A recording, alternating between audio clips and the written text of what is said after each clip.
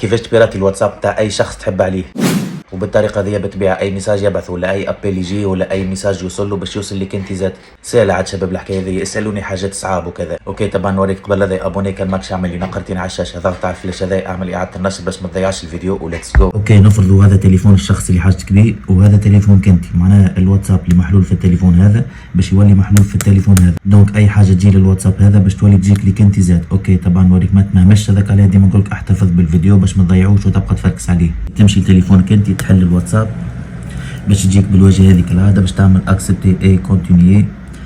اوكي باش تعطيك كالعاده كانك باش تحط النومر، انت اللي نامكش باش تحط النومر. ثم 3 نقاط هنا بالصغير من فوق تنزل عليها باش تعمل كونكتي اون طون كان اباري اسوسي اون طون كاباري اسوسي. اوكي باش يطلع لك الكود كيير هذا اللي تستحقه انت باش تنقل الميساجات عندك انت. اوكي تو باش تمشي لتليفونه هو باش تنزل على 3 نقاط هذوما، بعد باش تعمل اباري كونكتي اهي. اوكي لهنا باش تعمل كونكتي ان اباري، فوالا تحل التليفون بالشيما ولا بالبصمه ولا شنو معمول.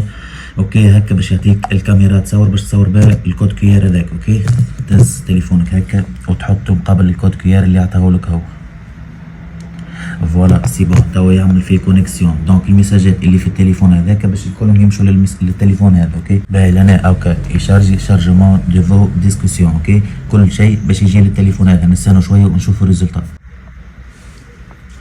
فوالا توا الميساجات اللي في تليفونه هما بيدهم باش يجاوك ليك انت، اي ميساج يدخل الواتساب هذا باش يوصل للواتساب في تليفونك انت. دونك اي حاجه باش تجي لهنا هي بيدا باش تجي لهنا، واي حاجه تتبعث من هنا هي بيدا باش تتبعث من هنا، واي حاجه تتبعث زاد من عندك انت من تليفونك باش تتبعث زاد. اي تو يقول القايل كي يبدا الشخص بعيد علينا مش بحذانا مع التليفون نتاعو واش عمل. حتى ذي سهله عاد، خليك متفاعل في الفيديو ذي ال5 حركات وخلي لي برشا كومنتات، خليك من الاوائل. واش عليك خلي الباقي علي انا، كل شيء يجيك. وماذا بينا الطريقه هذه تستعملها كي باش تراقب ولادك، مش خطيبك راجلك مرتك. انا جزت نحبك تراقب ولدك ولا بنتك فاش تحكي شنو اللي خلطت وكذا. السلام عليكم.